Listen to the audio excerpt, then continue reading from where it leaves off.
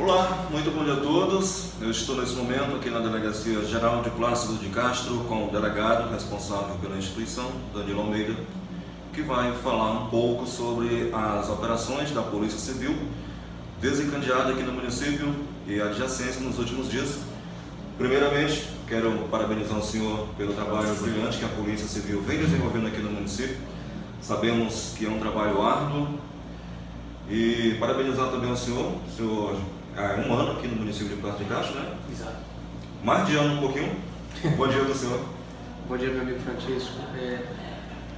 Desde que eu assumi a Delegacia Geral de Plácido de Castro, nós constatamos que há um problema crônico e sério que consiste no roubo de veículos no Acre e seu posterior encaminhamento ao país vizinho, que é a Bolívia.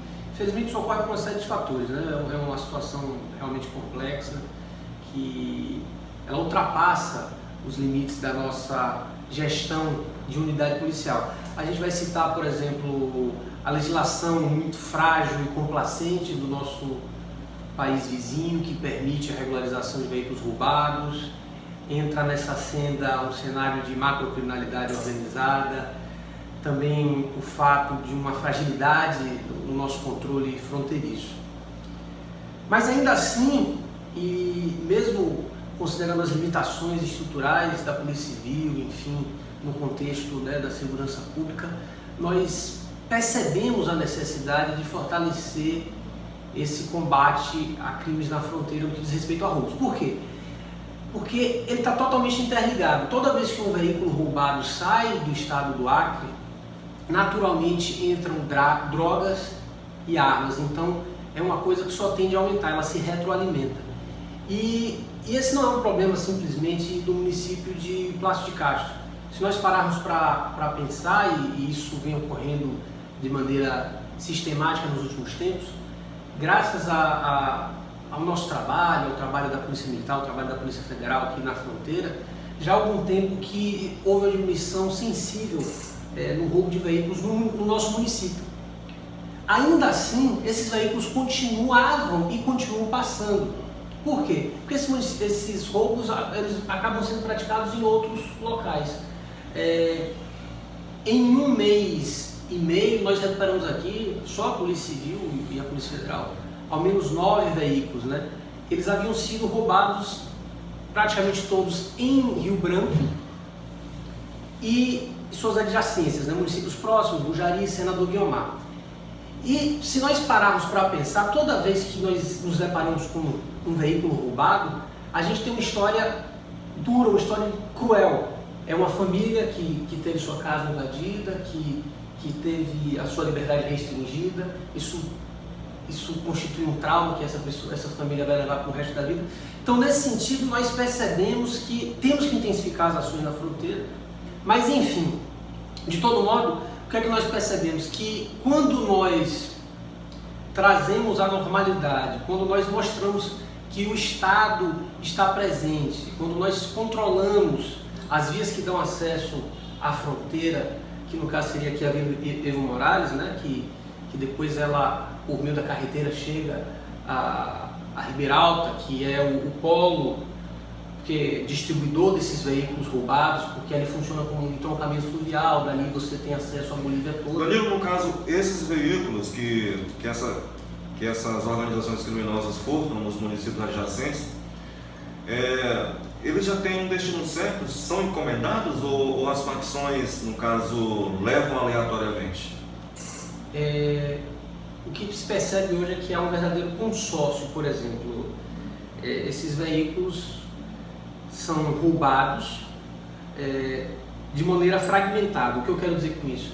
Você tem toda uma engrenagem que trabalha junto, como um todo, só que de maneira compartimentada. Por isso que é muito complicado você chegar no todo. Por isso que nós estamos focando hoje nos receptadores. Porque os roubadores, eles funcionam praticamente como freelancers.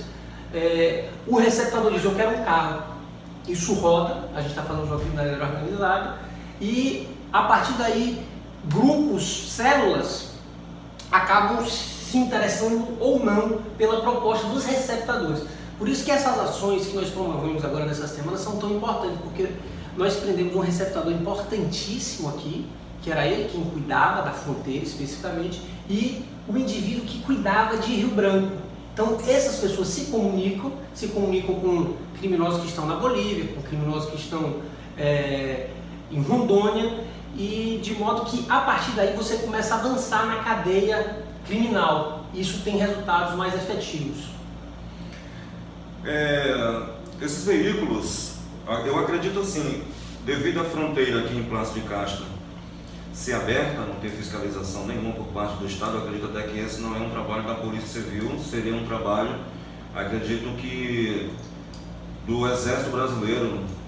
Se não fosse o inverno rigoroso aqui da região amazônica, esses veículos teriam como ser recuperados em território boliviano ou não?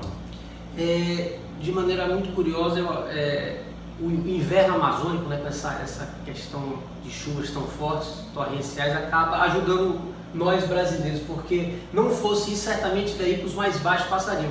Logicamente que eles dão preferência a Hilux, né?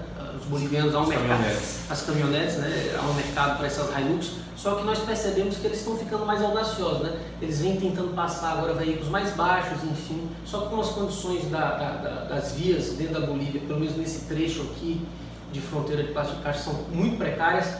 Eles não tentam tanto isso, porque os veículos não passam nesse período de chuva, só caminhonetes. É por isso que o alvo primordial seriam essas caminhonetes, porque só um veículo traçado consegue ultrapassar essa barreira. Danilo, mas nós estamos observando que mesmo as caminhonetes, elas estão ficando atoladas, né, na carreteira. Ou a polícia intercepta essas caminhonetes? Olha um dado curioso, por exemplo, em pouco mais de um ano nós realizamos prisões de pelo menos 30 indivíduos diretamente ligados a esse tipo de crime. Nós prendemos muitos pilotos, porque há uma organização. Você tem um indivíduo que dá a rota, você tem um indivíduo que é o piloto. O que nós percebemos é que, graças à nossa atuação firme, indivíduos que não conhecem a geografia, indivíduos que não sabem pilotar, eles estão começando a entrar nesse negócio criminal. Então, eu acredito particularmente que, graças à entrada desses neófitos, né, que são muitas vezes garotos, 17, 18, 20 anos, que nunca nem pilotaram caminhonete, e eles acabam atolando, por inexperiência, felizmente. Se fosse uma pessoa experiente, enfrentaria a lama e chegaria ao destino final? Infelizmente, por exemplo, nós temos o exemplo do piloto, né, um indivíduo que nós prendemos aqui e por diversos crimes, dentre eles roubos, receptações, e nós sabemos o histórico dele era que levava diversas caminhonetes, chegou a levar 3, 4 caminhonetes em um mês com muita tranquilidade, porque ele era um especialista. A gente está falando de uma pessoa que vive disso especificamente. E a polícia judiciária, a polícia civil, a polícia federal, a polícia militar faz um trabalho aqui no município, aqui no nosso estado. E por que a polícia boliviana, eu acredito que esse não seja o seu entendimento, mas por que a polícia boliviana não tenta colocar uma barreira, uma fiscalização mais rígida ali do lado boliviano? Por que você acha que isso acontece? De modo muito curioso, a Bolívia possui uma barreira, né? Possui uma barreira, né? Porque muitas vezes a gente fica chateado, eu particularmente fico muito chateado, de poxa vida, nós deveríamos ter a nossa barreira, né? Nós não temos, eles têm. Eventualmente, veículos roubados passam pela barreira dele, o que é um absurdo, né? Nós sabemos disso. Mas ainda assim, absurdo maior, nós não temos a nossa própria barreira. Esses veículos conseguirem trafegar durante centenas de quilômetros e passarem para lá. Quer dizer, eu acredito que nós devemos fazer muito mais um exercício de autocrítica. Eu tenho refletido a respeito disso, porque muitas vezes a gente fica, poxa, mas a Bolívia deixa passar. Mas e nós? Nós não temos uma tranca, nós não temos um controle fiscal alfandegário, de tráfego de pessoas, de trânsito de veículos. Então, eu acho que é o momento de nós olharmos muito mais para nós e pensarmos no que é que nós temos feito em relação à fronteira. Inclusive, o senhor esteve recentemente, acredito que uns 2 meses atrás ou mais um pouco, em Brasília, participando de um curso voltado para essas questões de crimes transfronteiriços, no caso. O que o senhor trouxe de bom para aplicar aqui no município? Olha, eu trouxe de boas experiências. O os amigos, né, que nós fazemos nesses cursos, que gente do Brasil todo, de todas as Forças Armadas, né, Marinha, Exército, Aeronáutica. Então nós vamos compartilhando nossas ideias, discutindo problemas muitas vezes em comum, né? Conheci uma delegada do Amazonas, ela também está numa situação de tríplice fronteira, vive situações e dificuldades similares. Então nós que vivemos, que trabalhamos na segurança pública, nós temos que também ser criativos, né? Por exemplo, o senhor estava dizendo, poxa, mas eu acho que não é papel da Polícia Civil. Mas vamos fazer, né? Vamos trazer essa responsabilidade para nós, porque infelizmente os veículos estão passando.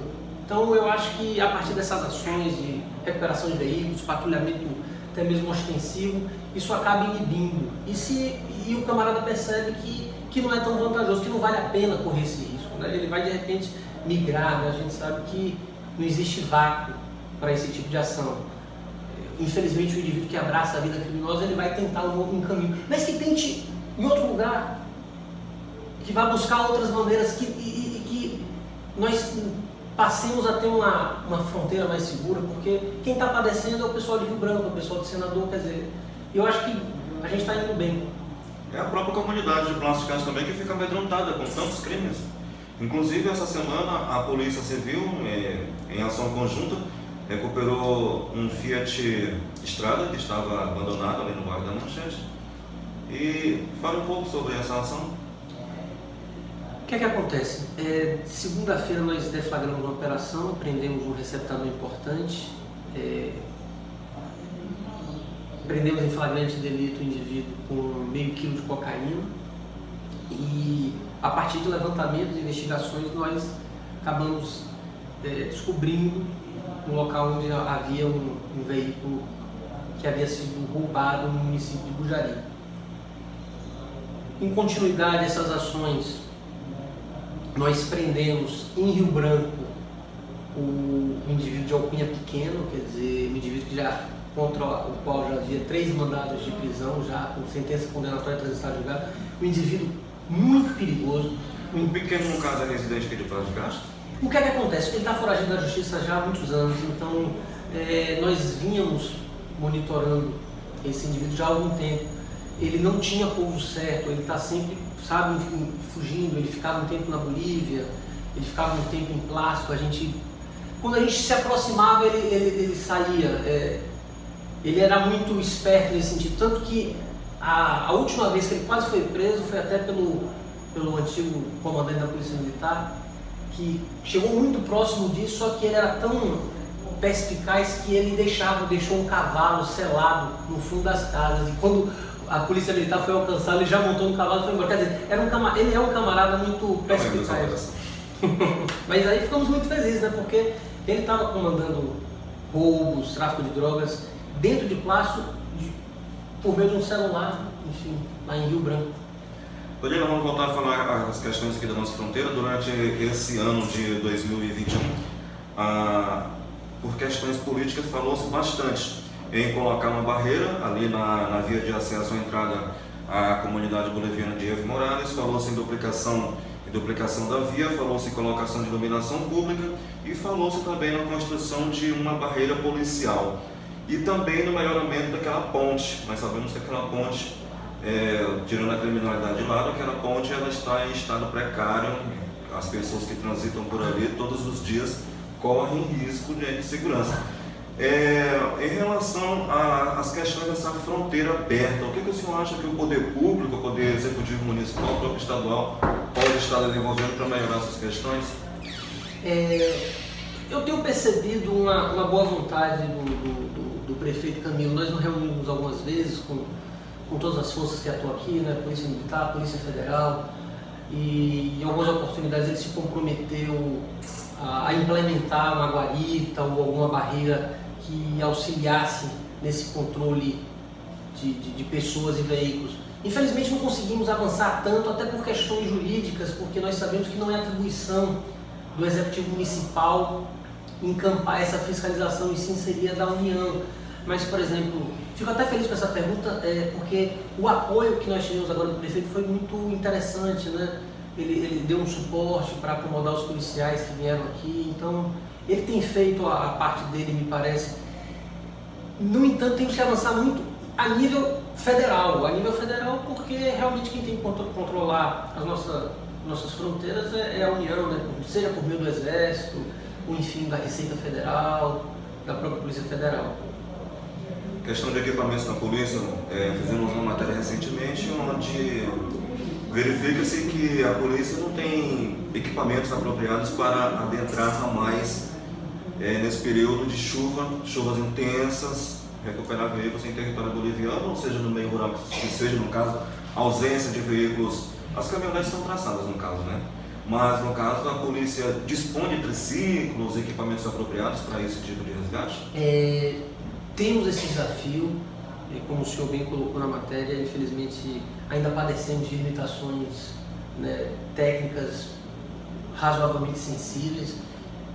Felizmente recebi recentemente ligações de superiores dando indicativo de que vamos avançar, vamos melhorar nesse sentido. E a gente tenta superar isso na base da vontade, né? Na base da garra mesmo e botando muito coração e tentando, né? Seguir, exatamente. Doutor Danilo, o que a polícia tem feito para reprimir crimes de tráfico de drogas, bocas, que ainda funcionam aqui no município? O que é que acontece? Nós temos feito um trabalho com a Polícia Federal no sentido de levantar essas bocas de fundo e enquadrar e tipificar essas pessoas em outros crimes. Onde eu quero chegar? Por exemplo, o crime de drogas é um crime material. Isso quer dizer que nós temos que ter a droga, nós temos que encontrar a droga para a própria caracterização do delito. Depois disso você faz exames periciais, constata. E hoje nós temos uma dificuldade que é a seguinte: o indivíduo, ele dificilmente, ou quase nunca, a verdade é essa, ele deixa a droga em depósito na residência ou na própria boca de fundo, né? Ou biqueira, como se queira. Mas o que é que nós temos feito para superar essa dificuldade do enquadramento? Porque, por exemplo, muitas vezes a população diz: poxa vida, mas ali funciona a boca, todo mundo sabe e tal. Só que quando nós vamos cumprir esses mandatos, sistematicamente nós não encontramos. Por quê? Porque o camarada não deixa lá, logicamente, ele deixa escondido, enfim. Só que o que é que nós temos feito? Nós sabemos que muitas das vezes essas pessoas que se dedicam a essas atividades criminosas, elas compõem alguma organização, estão ligadas de algum modo a alguma facção, e a partir de levantamentos técnicos, relatórios, nós conseguimos caracterizar esse tipo de delito, o que acaba, aí sim você acaba tendo uma efetividade maior para combater ou inibir esse tipo de crime. Crimes voltados para a família, violência doméstica. Violência doméstica, infelizmente, digamos assim, é o nosso carro-chefe. Não passa uma única semana sem que nós tenhamos aqui 4 ou 5 Marias da Penha, né? Pessoas que, de regra, fazem uso excessivo de álcool, drogas. Nós percebemos que também um certo contexto de desestrutura familiar. Mas temos combatido, temos avançado, né? Temos acolhido as mulheres placidianas que estão nesse contexto de vulnerabilidade, dando toda a atenção e cuidado que elas merecem. Então é isso, Danilo. Mais uma vez quero lhe agradecer pelo prestígio que o senhor vem desenvolvendo aqui no município, brilhante trabalho frente da polícia. A nossa agência está sempre à disposição para divulgar os trabalhos e desde já quero agradecer ao senhor também por sempre ter apoiado a nossa iniciativa aqui na Agência Plus. E caso o senhor vai fazer sua festividade de final de ano passado não pude comparecer, mas esse ano estarei muito o senhor já está convidado. Suas considerações. Gostaria de dizer que me sinto muito honrado, muito feliz em trabalhar em Plácio de Castro, principalmente pelo povo de Plácio. Aqui eu fiz em pouco tempo grandes amigos que certamente levarei por toda a minha vida. Agradeço também demais a equipe que é devotada, que trabalha muito além da carga horária, que muitas vezes negligencia a própria família e o bem-estar pessoal para dar para a comunidade a segurança que ela tanto merece. Obrigado, doutor Danilo.